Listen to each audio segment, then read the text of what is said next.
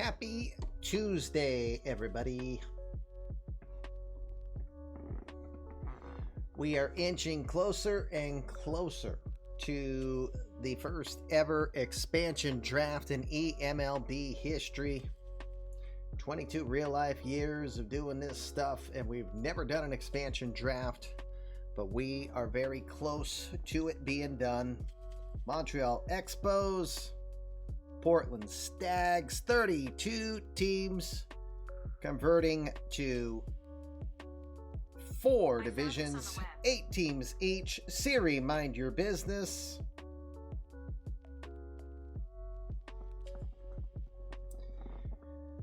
What could go wrong? Lots. I just dread every next step I'm taking. It's the OCD creature of habit in me. Let's go while we're young. Yeah, that's the whole idea, but we appreciate the love coming in. Minerva, thank you. 15-month sub. Harris Bueller, that guy. 21 months. Crazy.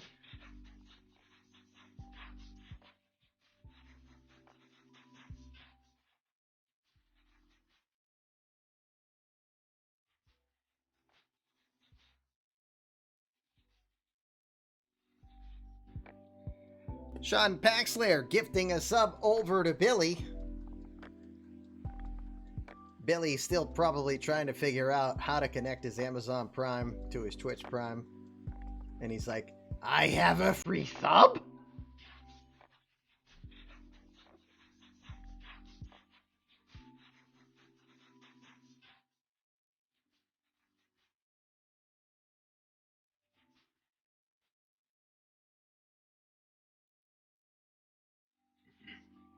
Sorry about the Martez extension.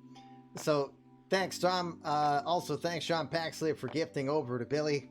I pick on him. I know his son's probably using the Twitch Prime.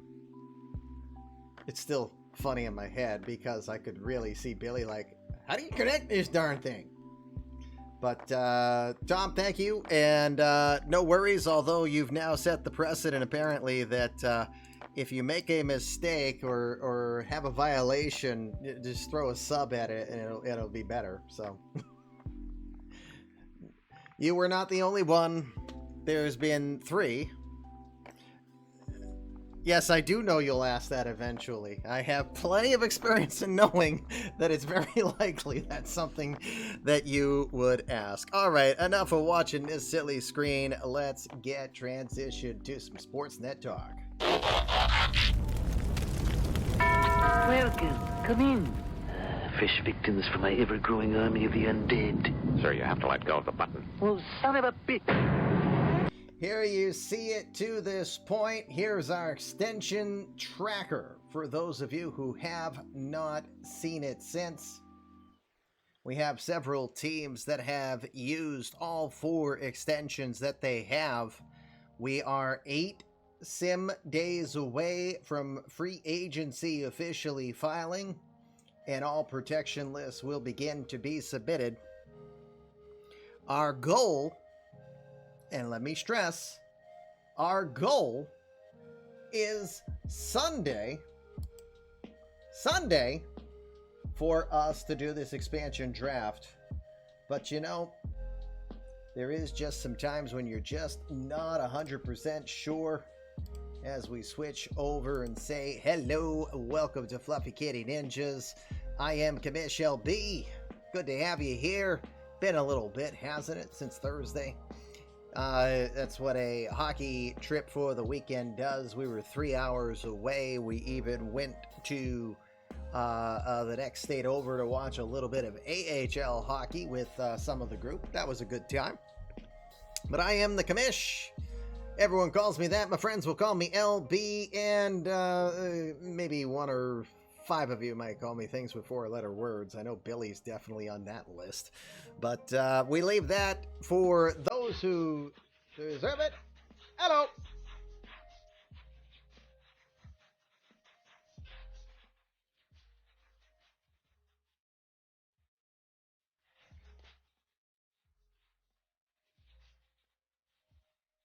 Extreme, thank you, sir. Tier 3, man. That's a +7. Thank you kindly for that. And congratulations to Martin Bradford on winning the Cy Young. Isn't that pretty cool? Now, how do you win the Cy Young and not win a Rookie of the Year? Well, just go ask Extreme and he'll give you his opinion on it. But thank you for the Tier 3. And guys, thank you again. Hype train in effect. We've already left the station on Tier 1. On to Level 2 we shall go. You only have one thing to say tonight. Hooday! Okay, I had a feeling that this might possibly go football. Okay, now Billy's going to start with, how do you win Triple Crown and not MVP? And just on that principle, that explains the trade that took place here. So, how are you guys? It is a little bit of an eMLB Sportsnet show. We're going to do things in a little bit of a different format here tonight, mostly just doing a little bit of examination of what has been going around the league here over the last few days, and talking about what is to come here very shortly. How do you win Triple Crown, then have to sell your house? That is a really good question. I did not see the play on the football field. That was the Bengals game was on during one of our games that we had to play. So didn't get to see how that one went down. Anyway, so we've got a few trades that have come in thus far. We figure we'll start to give them a look as teams start to set the table for this coming season.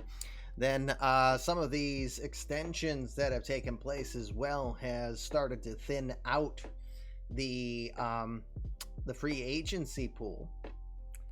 But we won't get too deep into it, and we're not going to talk logistics of it on live Twitch. But we're going to have a bit of a discussion on the recent developments coming from our friends at Out of the Park Baseball and some of the requirements that are being forced. We're looking at it very carefully on how it does affect us. We're looking at our options, and we will continue to discuss that in private. But the unfortunate, which I have to be very cautious on what I say, take that for what you will, because I'm not one that's known to be very timid about saying things. Maybe. But we have some making sure that all will be fine, and to make sure that something is not, you know, rotten in the state of Denmark, if you know the old Shakespearean reference. So there may be some extra work for me to do to make sure that things are okay, because I don't know about you, but if I don't have my hand on it, I don't trust it. And with what has been suggested, makes me nervous. And I know some of you are going to be affected by it. So that is why I remind that our intent 24 hours ago was a definite, but our intent is Sunday 10 o'clock to do the eMLB expansion draft, 75 rounds, 2 teams, Portland and Montreal, starting to shape their rosters. We may have to delay that, and that'll depend if whether or not people get adversely affected, because some of you use Steam, and some of you may be forced, you know, spoon-fed certain things. What I'm talking about, I have no idea, only because I'm live on Twitch. But if you can read between lines real well, I just need to make sure I's are properly dotted, T's are properly crossed, and your eMLB experience remains the best that it can be. You can't use baseball strategy to sim the 2027 season, just saying that now. Okay. You're a poor reader. What is going on? Not answering that. Not answering that. Sorry, AVC. it's hard to answer or not want to answer, but because of the spot we are in, we can only tell you that it has to do with recent news. And we just want to make sure that we don't get a hose job, because I don't trust anything. So that means I've got some extra manual work to do, I think. Or at least that's how we're planning. So read between the lines on that. Say no to hose jobs.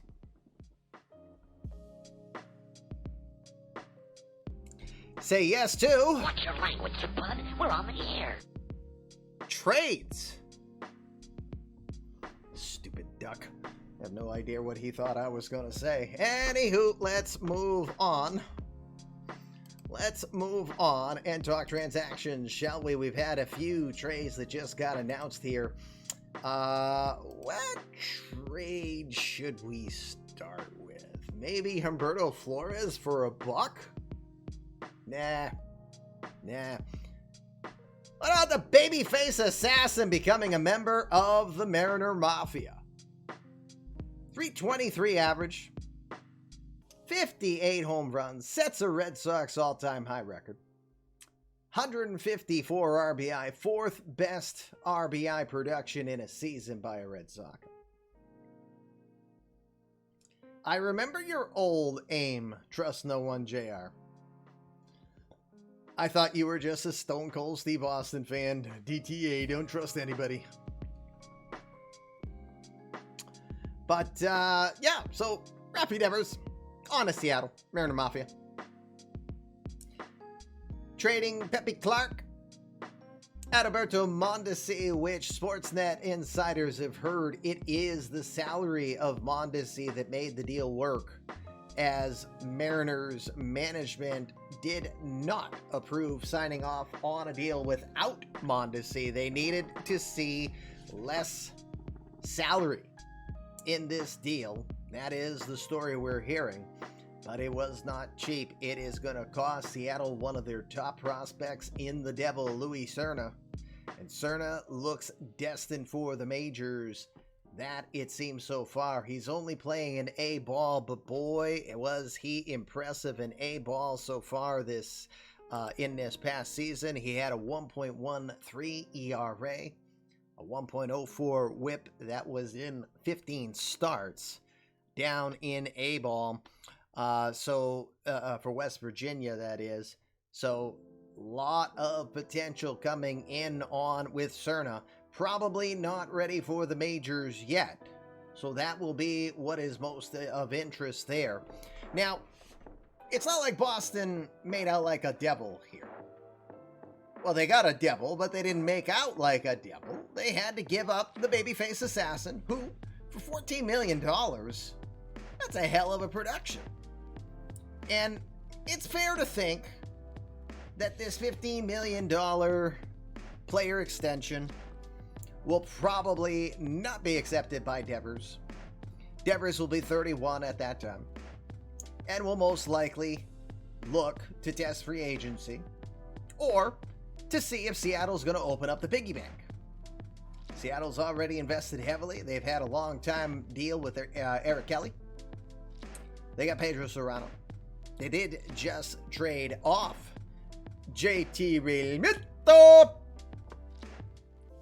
And I think that Aju still just wants to hear me say that for him. So here is, Seattle. Thank you. Let's look at the salary situation so that you can see Serrano again signing a new deal. He's going to start making near $30 million this coming season. Boy, does Eric Kelly look like bargain basement deal here at this point. So Devers again will come in half the price of Serrano, but a heck of a lot of production at that price. That might be the difference on this team in a very competitive AL West. Again, they didn't give up bad talent in any way, shape, or form. Because again, not only did they give up Louis Cerna, they also had to give up Los Totados, Pepe Clark. Now, Pepe, it's fair to say, might have had his worst season. His WAR showed he was replaceable. Definitely feel like that's an aberration. Whether or not he was battling an injury that wasn't known, whether or not he just was not happy, we hear he had not been happy and that he is less happy in this trade. That could change in time, as Clark may really enjoy having fellow Venezuelan Danny Diaz to work with going forward here. Clark does have 2 years on his deal, expected to make near $7 million in arbitration this coming year. 20 home runs, 233 average, definitely far better. Considered to have one of the sweetest swings in baseball, very much John Olerud-esque in regards to his ability to drive the ball and just connect effortlessly with fluid bat speed. Just hasn't shown that talent yet. Boston's going to take a chance on him because that assures them 2 years of Clark. It also assures them a pretty solid chance on being able to extend him. And we're talking a guy who just turned 24 this past summer. Still, you got to think better days are ahead for a guy who's considered a class act all around. Yep, Devers is absolutely an all-in move. I would agree with you wholeheartedly on that. And you add Mondesi, who brings a new element to the Red Sox. The Red Sox have a legitimate stolen base threat. A guy who, 3 consecutive years, 30 or more stolen bases, and he had 72 2 seasons ago. And he still has that speed. He can still hit for power. It'll be most interesting to see how he'll be used. Probably used more as a third baseman, maybe putting Diaz into the DH role. You know, Clark is most likely going to play first, if not Diaz. So, obviously, bringing both of these pieces in has value. Mondesi expected to most likely become a free agent after the following season, although you never know. He might stay for $17 million. That might be a little overpriced for his deal. Going live bot didn't let you know. So, interesting deal all around. We have more deals we want to talk about after. Unfortunately, even on this Sportsnet edition show, we still got bills to pay. We still got to do the commercials. Our first commercial's coming up. Let's take a quick moment. We'll come back and talk about our next deal here on this Sportsnet special Hot Stove Talk here on eMLB. We're coming up to the free agency. We'll talk about all that in a moment. We come back live on this special edition of eMLBSportsNet as we are days away from free agency and eMLB's first ever off-season expansion draft, I should call it. Commish will be back here with you as we look at some of the recent trades that have just happened around the eMLB. Today, or this moment, we're looking at the ones that have taken place just recently, like just before we went live. We look at our next one. It involves the 2 teams from Los Angeles, the Dodgers and the Angels. Excuse me, hiccups. Not the first time that these 2 teams have done trades. Asa Lacy coming to mind as a success story from those 2 deals. This time, what does not getting a 50th home run in a season get you? It gets you a 28-mile bus ride to Chavez Ravine as Luis Ramos, who hit 269, 49 home runs, had a career year, but he will end up going to Los Angeles from Los Angeles in exchange for Marin Catalina, the Iceman, community credit player Tom Kazansky. Hey, Kazansky! And starting pitcher Tori Allenson. Allenson with a potent 100-mile-an-hour plus fastball that when he can throw it straight is absolutely deadly. And I don't mean deadly by like beaning someone in the face, and you get it. You get it. So Ramos, probably having his best season ever, arguably. He had a 272 average, 20 homers in half of a season. Yes, I understand. For some reason, Me6 forgot to tell everybody. So I realized that Me6, with all of the changes of doing and changing to premium, apparently I had to re-enable Twitch alerts, which I did during the break. Sorry, would have thought it would have stayed on.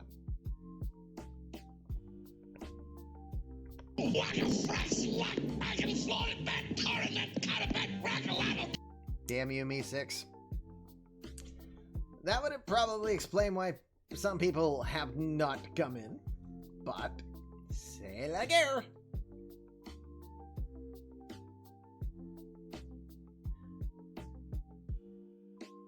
Great googly moogly. Is that who I think it is in the chat? Yeah, it is. It be Foghorn Leghorn. That dog's as subtle as a hand grenade in a barrel of oatmeal. That might be one of my favorites. That might be one of my favorites, to be honest with you. All right. Fitting. So Ramos now opting out of Angel Red for Dodger Blue. Well, heck of a hitter here, hitting 269. He had 49 home runs and 122 RBI this past year. Now you can say, how much of that was Ohtani? How much of that was Trout? Could you say it's still in Los Angeles? How much of this will be McKenzie? How much of this will be Rob Deere Jr.? Can't say Charlie Dillard anymore because the Dill Bomber has gone elsewhere. Welcome to eMLB, where everyone trades because no one ever hits free agency. Maybe we should have less contract extensions per season. I can feel the smoke coming out of about half of the GMs right now as they're doing their own version of the Shake Rager mode, as I even jokingly contemplate that. What is the violation penalty? It should be point and laugh, but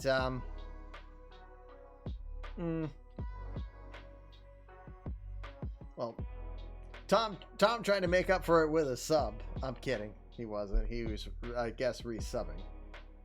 Yes, where the stars never hit free agency is probably fairer. I don't know if it were possible to make extension talk harder. We want money lost. It wouldn't be much. At most, in my mind, at most, it'd be $500,000. So it's not like it's going to really empty anyone's wallets, especially the two teams that caused the infraction tonight.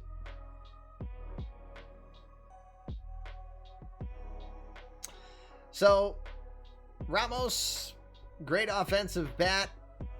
A little bit of a risk on the fielding side. If they're in your division, hammer them. The best punishment is shame. Yes. Now, Catalina is an interesting story. Catalina, besides a horrid skincare complex, Catalina, 16 home runs this past season. Home runs are not his problem. He has 62 home runs and just over 1,000 career at-bats. The problem is probably more that he struggles to hit the ball and he struggles to drive the ball for extra bases. He's got good speed.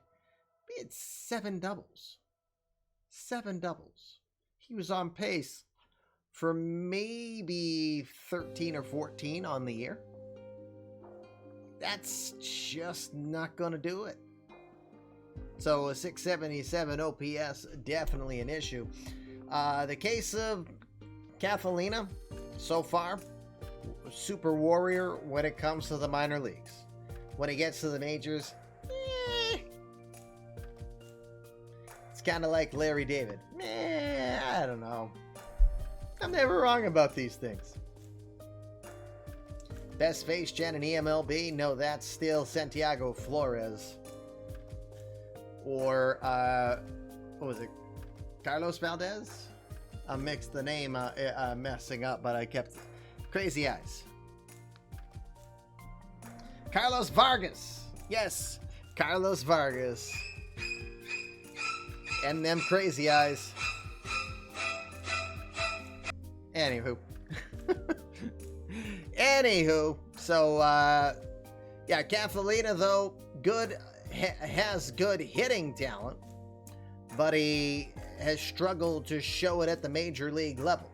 Good defender, solid speed, maybe not the fastest guy, but solid speed. Again, he stole 7 bases, and he had 15 out of 17 the prior season, so he can definitely do it. It's the other parts. Kazansky, of course, the Iceman, pretty decent offensive-minded player. He's a good third baseman. He won't be stellar, but he's a good hitter. He looks like he's got the ability to continue to improve on that. He should be a serviceable guy that we will see in the majors. Just what type of overall player he'll be, I don't know if he'll ever be better than what the Angels have had so far in Josh Jung, as a thought. But we'll see. Plenty of time for it. Might be a better defender than Jung is, but is Kazansky possibly destined for first base here? We will absolutely see. Meanwhile, other parts of this deal, Torrey Allenson, again, hard thrower, works the fastball splitter, complements it with a curveball. The question is, can he throw it over the plate? It's got great movement. It's going to be hard to hit when he's on. When he's off, it could be walk central. He walked 3.7 batters per 9 innings in A ball. And you know that in the majors, batters are much more savvy about what they swing and miss at more often than not. So you've got to think that number is going to be higher if he doesn't work on it. It will definitely be something to watch very closely for him.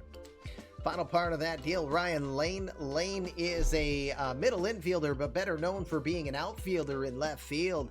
Respectable speed. He's going to be a pest, probably 15-20 stolen base type of player.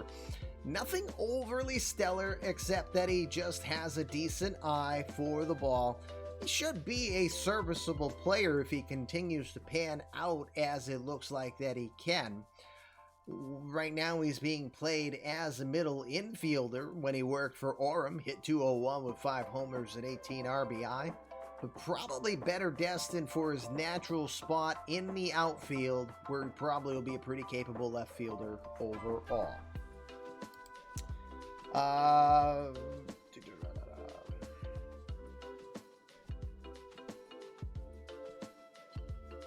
Yeah, that's kind of why I jokingly bring it up, but it might be worth discussion. I honestly do think, because we'd like to see more free agency,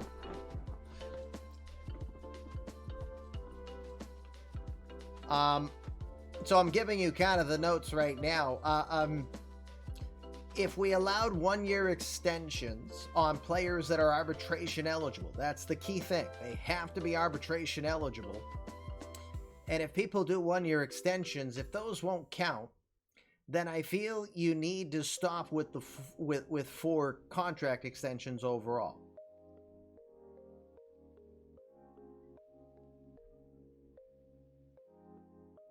Current system favors parity more. That's possible. Maybe debatable. More FA by Ethan Knight.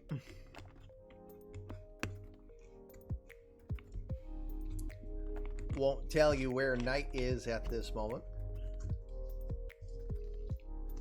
but he's probably back home in Fairmount, West Virginia, to put it mildly. All right, let's go look at another deal that took place, a bit more of a minor deal, but the world champions have moved on from Kevin Prue, as well as some cash in exchange for a couple of respectable pitchers in Irving Carter and Benny Campbell. Kevin Prue, back-to-back 31 home run seasons. Is this not the model of consistency? Mid-250 average, 31 homers, 80-plus RBI, about the same amount of strikeouts per season, about the same amount of hits.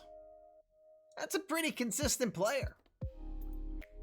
And Baltimore likes what they see and think that he, in their current running list of first basemen that they bring in, think that he can be part of that equation. Now, don't expect Prue, who's been voted probably one of the slowest players in the major leagues, to be burning up the base paths. That might clog a little bit of what Baltimore does. Hey, don't you be stealing my Knight Rider, my kit. See you guys talking about that. So again, Prue, very consistent player, very capable, but Houston decides to use this as an opportunity to trade him away for a couple of starters. Benny Campbell, a 1.0er, being the first one, 24-year-old right-hander from Columbus, played in Bowie. Both pitchers pitched in Bowie, and might be fair to say that Campbell was the slightly better of the two. Again, 4-4, 3.04 ERA, 118 in the WHIP, and might be ready to go to the next level. May not be major league ready yet, especially from a standard of Houston, but it looks like that he could continue to develop. Whether or not he's going to be developed into a starter, or whether or not a more hard-throwing reliever, he is definitely the harder thrower of the two, as he will throw upper 90s, touching 100 regularly. Meanwhile, for Carter, he had a 3.77 ERA, but a better whip at 1.06, considered to have masterful control. Works an excellent changeup with a fastball that's deemed to be average to slightly above average.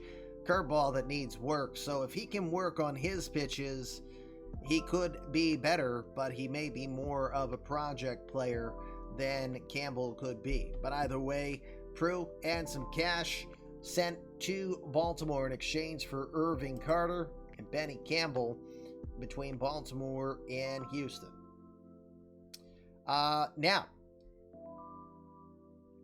probably the deal most interesting to talk about was a big one that involved Captain Barbosa. Jorge Barbosa is now a member of the Cleveland Indians. The captain getting his first full season in, especially after suffering the torn UCL last year. It limited him to just 7 starts last season, but he had a 2.13 ERA during that time and a whip of 0.94. Everything just translated that Barbosa was the real deal. Still expected to be so, but definitely a little ginger coming back here. Finished 12-10. Got the ERA down to 4.03. The whip is still a little above on the average side. He had a little bit more control problems than probably assumed to have. And the strikeouts were down per nine, but still striking out more than one batter per inning.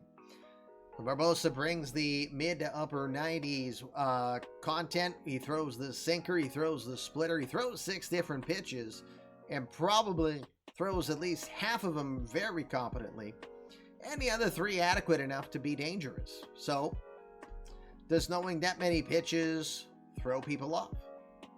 Who knows? Who knows? Let's see. Just catching up with what's being said.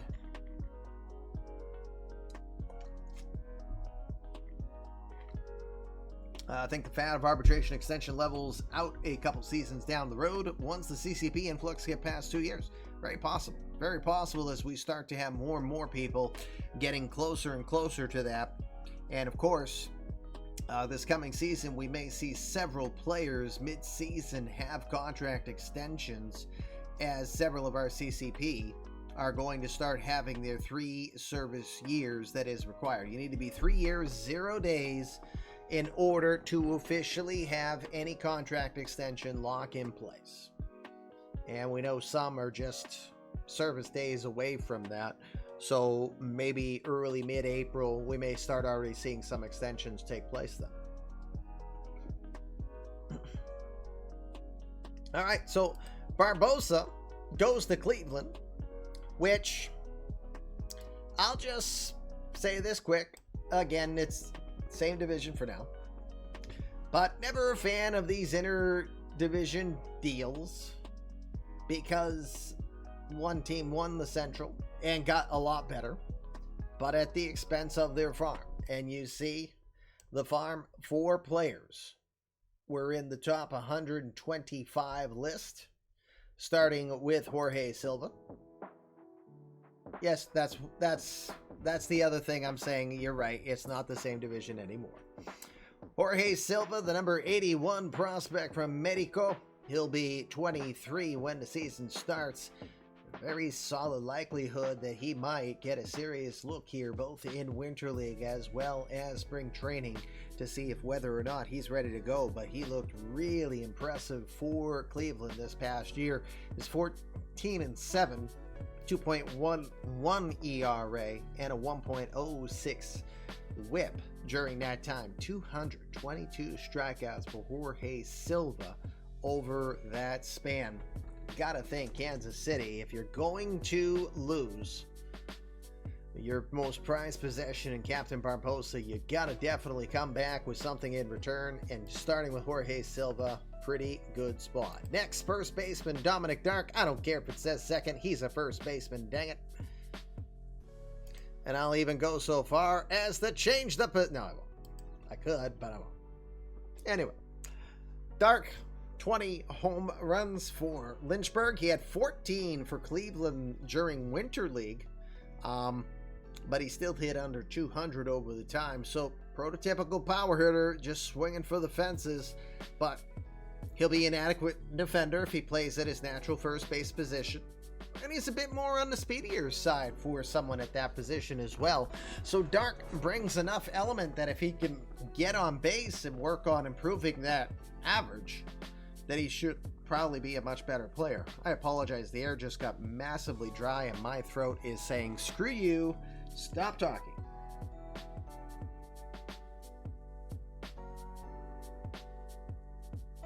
Just writing down Mr. Audit, cashing in some hairballs, congratulations. Need more blueberries? I think I do. I think you're right, Duke. I will need more blueberries. As is, I'm only having water tonight, so. I may also be off because my sleep schedule is very off from the tournament this weekend. Dominic stayed home sick today, so that's probably also part of it. I am officially laboring through trying to talk and speak during this show right now, so we may only go so far. I do not have blueberry emotes, but that might not be a bad idea. I just have not bothered my daughter because my daughter has had this expression of, I don't know, how do you put it? Like her head's going to explode like every 5 minutes. Yeah, she's under some stress of late. So Daddy is trying not to add to the stress levels as best as he can. But dang it, there are some things that I would love to be able to get done around the channel, and it just has to take a back seat, or I just have to go hire elsewhere, and I feel so bad and wanting to even think about doing that. But anyway.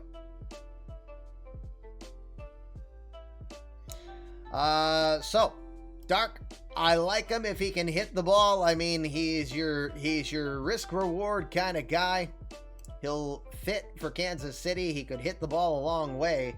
Question is, does he play in place of Lucas Parker, or is he more of a DH type? We'll see. Bobby Cox, though, may be a really impressive acquisition. He's a good all-around player, just an athletic type of catcher, 5'10", 200 pounds.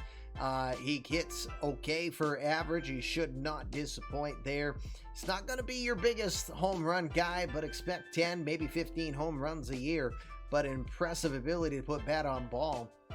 I don't know if I look at Cox as a number 2 type of hitter for his discipline or not, but I would definitely say that he is going to be at least capable of creating his own offense over the time that he would play.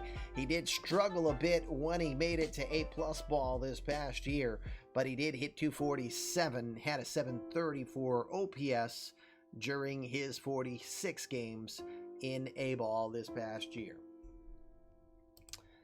Next on the acquisition from the Barbosa trade is Willie Latham. He's the twin brother of Doug Latham. Willie considered probably the better of the two pitching talents.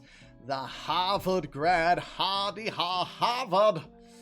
24-year-old from Kathleen, Florida, throws upper 90s with a fastball, works a slider changeup into that combination. He was 16-7 this past year for Columbus. Another guy who looks very capable of bringing it.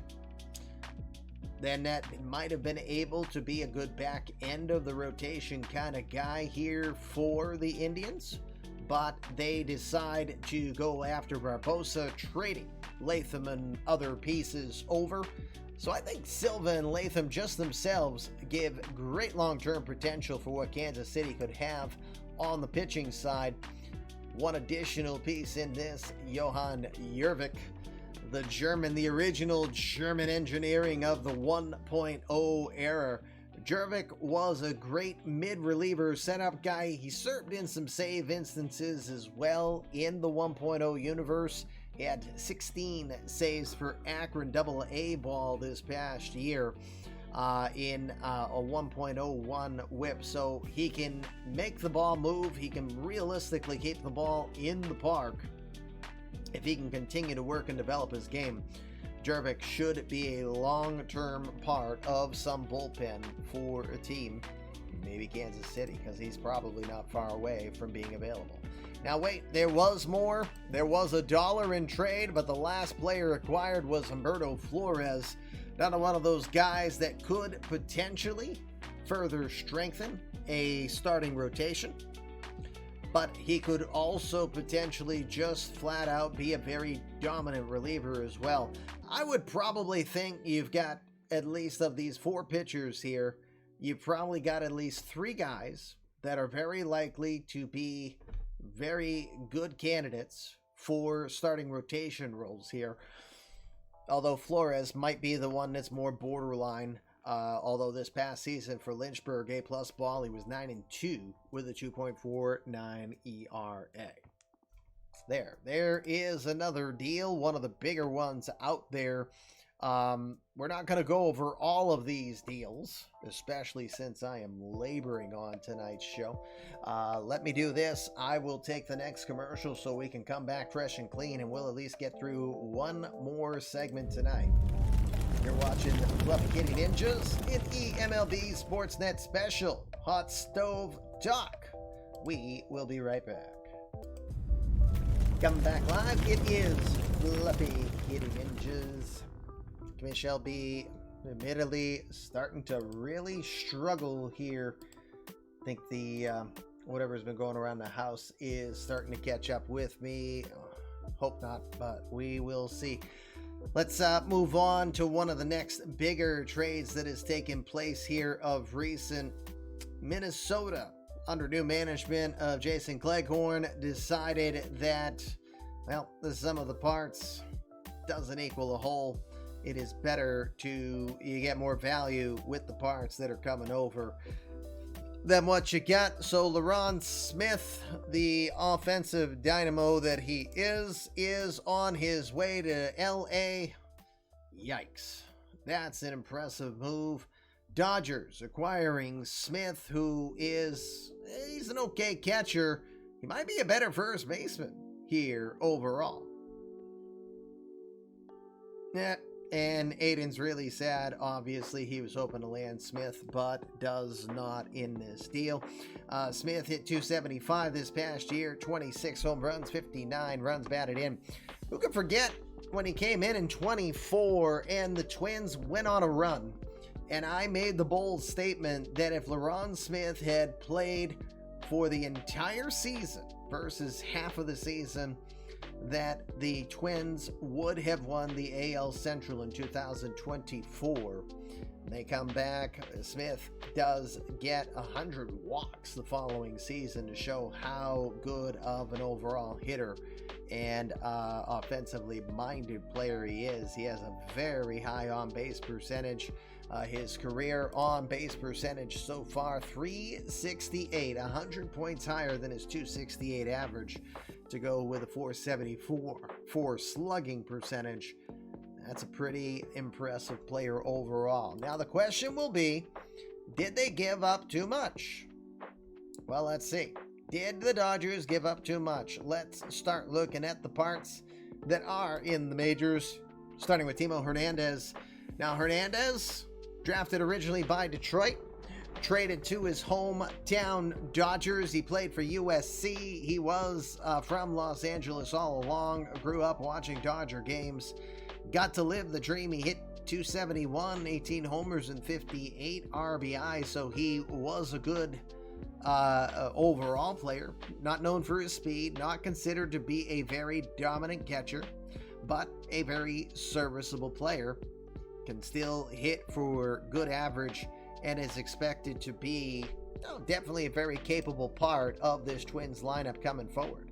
Now, maybe the best name of this is the Dill Bomber, Charlie Dillard.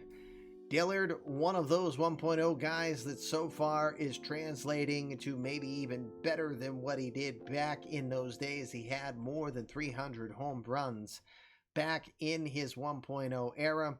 He's got 46 this past season to lead the Dodgers, but as expected, struggles to hit for average. He hit only 221.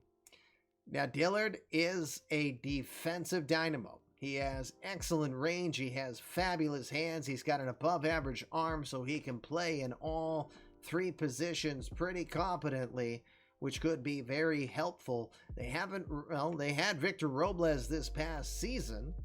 They've got top prospect Xavier Odom, who may be just got added to the 40-man roster, so he may be in the equations to also complement what Dillard does. The question will be, where does he play? He's a solid center fielder, but he might even be a better corner fielder. We'll definitely see, but Dillard probably the best offensive overall bat that they get in this one. Other players they picked up Jody Winters. Winters 5-4 with a 4.20 ERA in 15 starts with the Dodgers this year. The 27-year-old, he'll turn 28 at the start of the new year.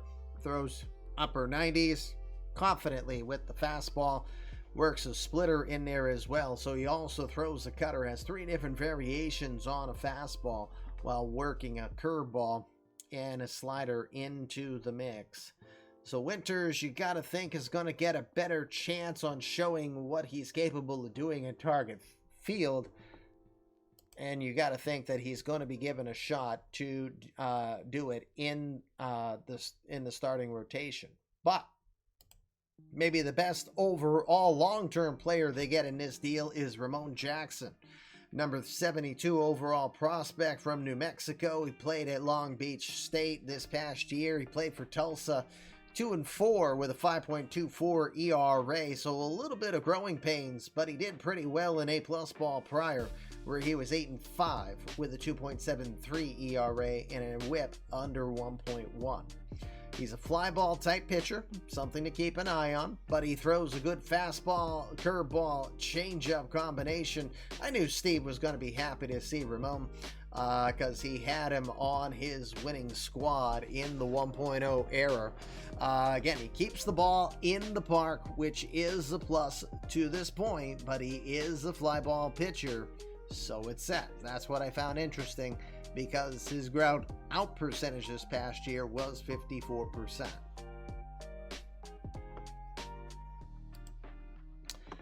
Brendan Davis also included in this deal. Davis, an 18-year-old, kind of a super utility kind of player, known to have good power. Just a question of whether or not he's a type of player that can get a lot of playing time. Cleghorn is not a 1.0. Ramon Jackson is a 1.0. And Steve Kim had him. That's why he said, yay, Ramon.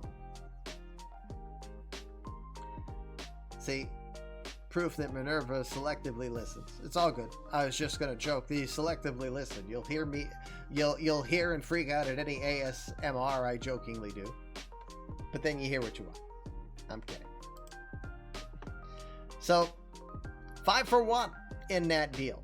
But Smith, you have for at least 4 more seasons. If I did my math, 3, 4, 5, 6, yeah, at least 4 more seasons before he officially gets into the 6+ year service time.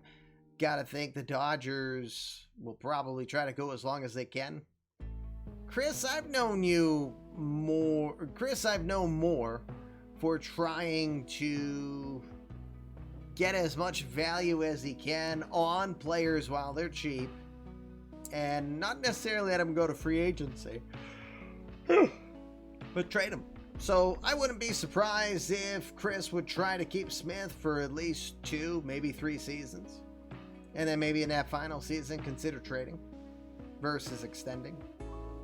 Unless the number is just way too sensible mathematically. We'll see.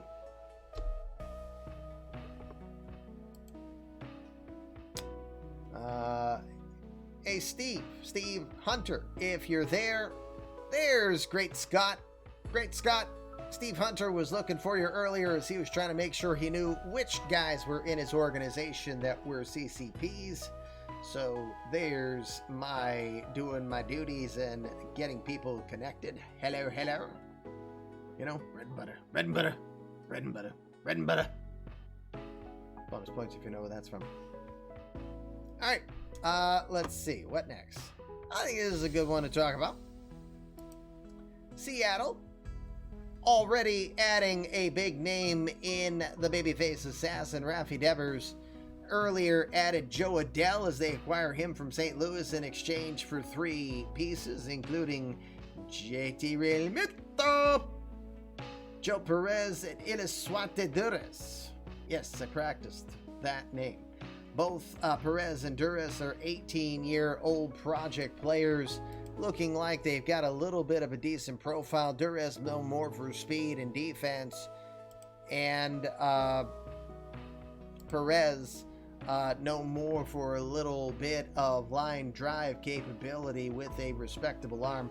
Not considered an elite defender in any way, shape, or form. Maybe average at best, but a decent arm. Again, a good hitter. Can probably always add value. Worst case scenario, he's a useful bat. The yawns are killing me, I tell you. I have just gone downhill really quick here. Where else did I want to go? Matthew Lugo was traded for Andrew Jenkins. That's pretty much the biggest deals that we had take place so far. So, of course, we've got 8 more days before trading is... trading will officially be done at 4 o'clock tomorrow. It'll be closed until after the draft and free agency begins. I will remind you, Winter League is coming.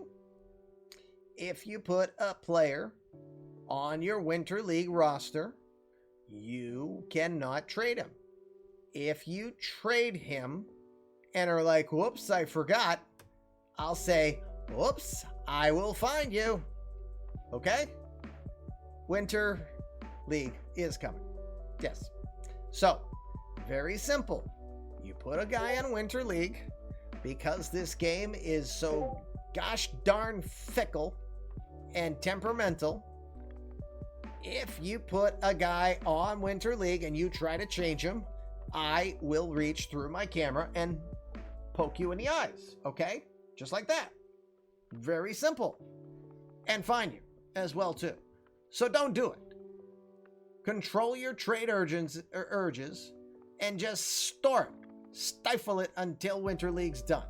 I don't want any reasons for people to lose players or any of that stuff. Yes, they are Discord notifications, Brendan. I wonder who's sending them, Brendan. I peeked and saw who's doing it. You see which guys are trying to get in before the 4 o'clock trade deadline. More news to come on eMLBSportsNet soon enough, I'm sure. All right. Where are we? Besides being here on Twitch. Let's look at what we see for free agents currently here. You can make Winter League moves. That's not what I said. I said if you put a guy on your Winter League roster and then you're like, hey, I'm going to trade him, I will poke you in the eyes and then I will fine you. Because that increases the potential of the file getting effed and players being released that you didn't want released and then landing on different places like, anyone else I can think of there that's happened recently? I'm just trying to limit what this game seems to struggle at sometimes. And that's why this announcement that came today from the powers that be, without getting specific, freaked the hell out of me. That too. Don't even do anything Winter League until expansion is done. I think that's as simple as that. Because doing anything otherwise is just improves the potential for the file to miss up and go, huh? Just look at out of the park when it comes to things like that as having a penchant for having Patrick Starr at the helm running things. If you like Patrick Starr and think that Patrick Starr is capable of handling strategy like that and movement like that, then just use that visual. Fine, I'll wait. That's probably the best analogy I can give you. Treat out of the park in instances like Winter League, even Rule 5 drafts, and possibly even expansion drafts. Treat it like it's Patrick Starr. I'm going to release this player randomly. I could see that. That is why this news that came out scares the bejesus out of me, because I think it's going to get massively effed. Massively effed. But we'll see. Anywho, all right, so players that we have eligible. Well, Connor Seabold looks like he'll make it to free agency. Seabold was 12-7 this past year, but an ERA 4.80, a little bit in the wrong direction of what we've seen from him in his days with the Orioles or the Royals. Trey Turner, 26 home runs this past season. Might not be your best defender, but absolutely a great offensive talent. New Rocky. Oh, you're talking Turner? Or no, Seabold. Seabold got traded. That is correct. Seabold did get traded for, was it cash considerations? That dude is pretty impressive. But definitely player to be named later. You know, that guy is a threat at all times. Hey!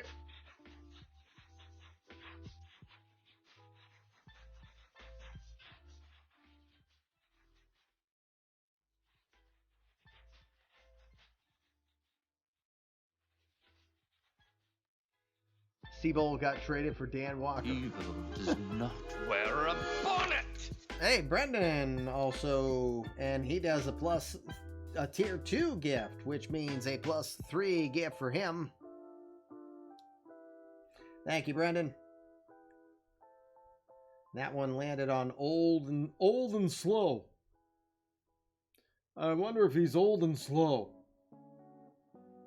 He's fast and quick is what he is.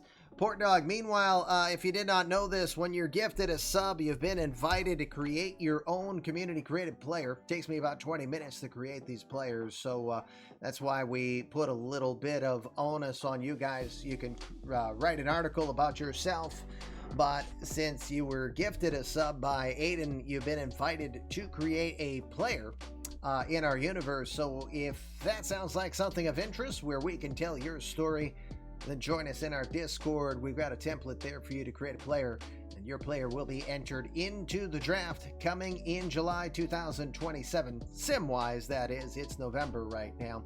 But that'll give you plenty of time to work on your player, let us get to know you, etc., etc. And love to have you. So hope you keep that in mind, but the invitation is there for you. So as we were saying, we got Seabold. Now, I'm trying not to point out which teams violated rules, but Trey Turner supposedly signed a near $90 million extension.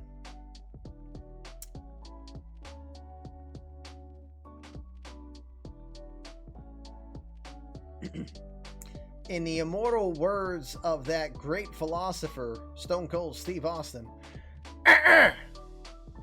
already had 4 extensions done by Washington, so we will just call that a pirate. No! Yep. Pirate pulled the pirate. Tried to extend a 5th player. So that deal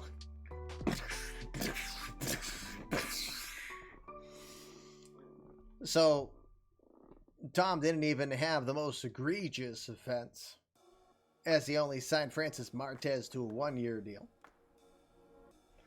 So Trey Turner for sure is going to be a free agent because all 4 contract extensions have been done by Washington, including Joe Diggs. Now, if Joe Diggs did not opt out, which Pirate made a new offer and signed him to a 3-year extension. Again, let's give you this screen properly here, gang, so you can see it. You can see all the extensions here. Oops. Not right there. Excuse me, right there. Here you see they signed Vic Rodriguez very early in the year. Then they added Steve Esbenshade. Joe Diggs was just added super recently, and in the same day they added Noah Murdoch. 1-year extensions still count. So all 4 deals were done. So the attempt to extend Turner does not compute. You will see here that it was attempted 4 years, $89.6 million. That one shot down, as was Francis Martez, $2.2 million deal. So Turner will be a free agent. Connor Siebel, Forrest Whitley, likely to be a free agent here. Joel Kuhnel. Kuhnel is going to be because San Francisco has their 4 extensions. Pablo Lopez opted out. Could still become a free agent. Andrew James is expected to be a free agent. We'll have more on that. Ian Happ. Haven't we been here before already, Ian? Ian's right back into it. Anthony Kay. Alex Verdugo will be an interesting one to see if he will have a good deal or not. Verdugo still suffering from a torn meniscus. He should be good for the season unless he has any setbacks. Again, Verdugo now a 3-time batting champion. We'll see if he is... Oh, here goes trade rumors. Is it trade rumors when you do it on your own team? Probably not.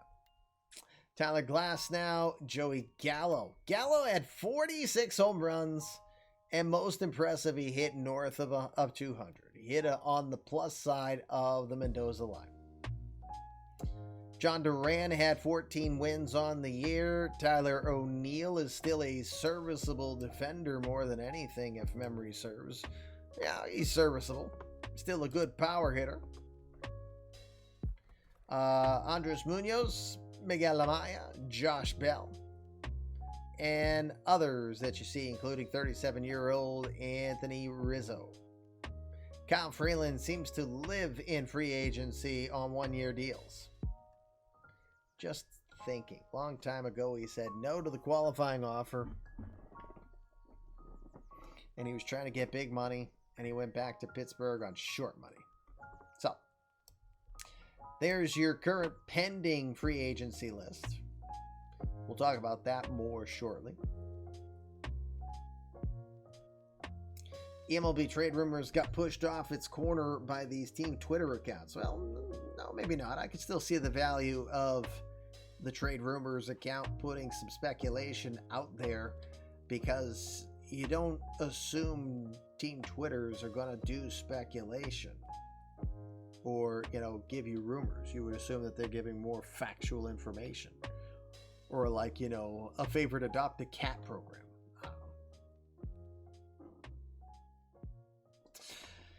All right.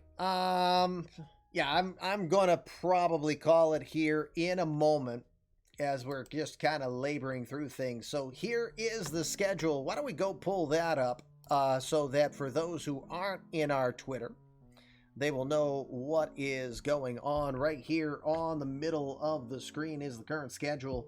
So the next sim, there'll be 2 sims tomorrow due to, I tried to do a sim on Sunday. It did not work out as I was abroad. And I tried off my laptop, but it just it crashed on me. When I tried to sim the day, it crashed. So I was like, well, that's time lost. So tomorrow, 7 o'clock in the morning, we'll sim from the 20th, where we're now at, to the 24th. After you get that file, it is officially tomorrow morning's file you get is your last chance to lock players to extensions if you have extension slots still. You hear me, Pirate? You hear me, Tom? Go!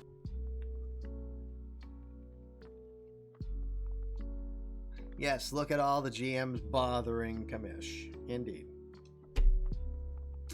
And then tomorrow night, 8 o'clock, will be the final 4 days, and free agency will officially begin. It will officially be 2027.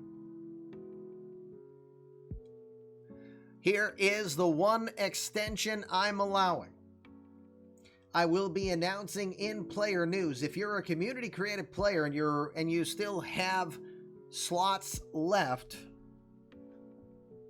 for writing articles, I will give until Saturday. Saturday noontime is the official deadline for player written articles.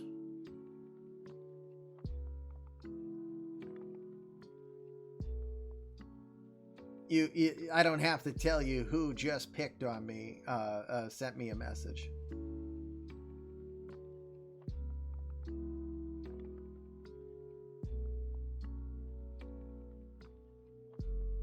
But anyway, Saturday noon is officially the deadline for 2026 article credit. After 12 o'clock, articles will officially be considered for the 2027 season. And if you cannot carry over article boost to another season, use them or lose them.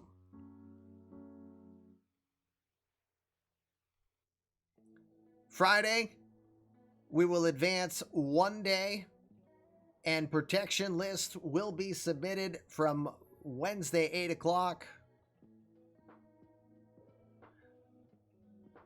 to Friday, 7 o'clock. So there'll be 47 hours for people to put their protection lists together.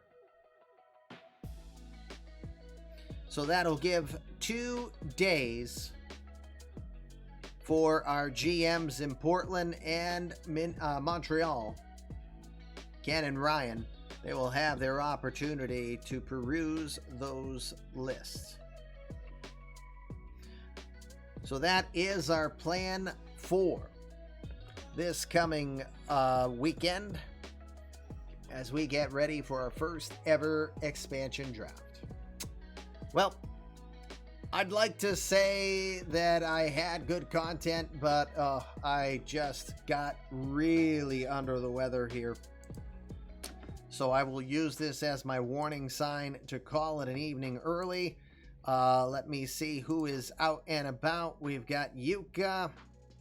We've got Crazy Coach. We've got a Weasel Beth, PBE, Danielle Freak. We got a few different options. laboring. No, we don't call it a quality start around here, Jason. We call that the Bill Doran special.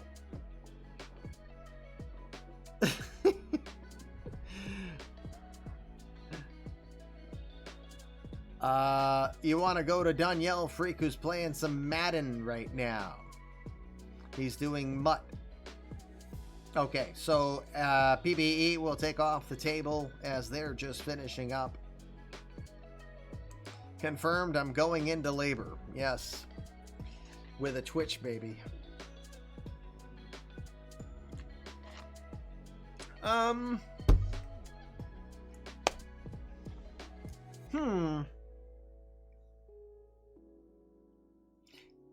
If Hebrew were here, I might have considered going over to Lion's Den.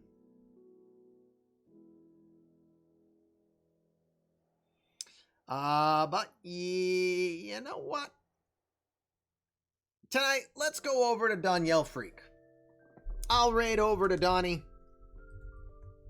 Again, for those who don't know, Donnie was very instrumental, a fellow Twitch partner who was very instrumental on helping give advice on how to do that second attempt and what he changed that helped us get the check mark around here as well, too. So we'll go give Donnie some love. Back to our litter box for me.